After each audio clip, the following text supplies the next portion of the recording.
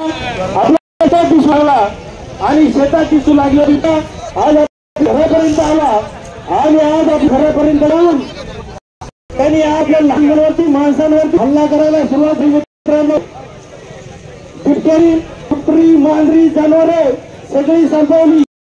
कुत्री पाहायला राहिली नाही, मांजरं पाहायला राहिली नाही, जनावरांसाठी आपण पॅकबंद ठेके आता मोकळा हिंडणारा आणि फक्त माणूस शिल्लक आहे। मित्रांनो, मोकळा हिंडणारा प्राणी फक्त माणूस शिल्लक आहे। आज होतो त्या आंदोलन केलं, त्या ठिकाणी आंदोलन झालं। अधिकारी आहे त्यांना काही कळत नव्हतं, काही माणूस सांगते त्यांच्याकडून कुठलीही प्रतिक्रिया त्या ठिकाणी आश्वासन देखील त्या ठिकाणी देण्यात आलं नाही। फक्त आम्ही हे करू ते करू आंदोलन मुंडावलं त्याचे घरी गेलो। दुसरी घटना आली, आज तिसरी घटना घडली।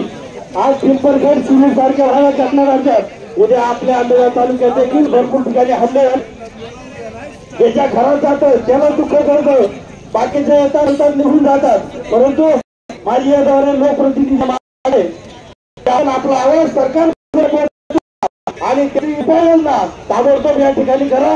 कारण दिवसा कधीही बिबट्या दिसायला, रात्रीचा दिसायचा, आता तो दिवसा दुपारी सकाळी कधी बिबट्या दिसतो। मोकळे निघता येत नाही, शेतात जाता येत नाही, करायचं काय?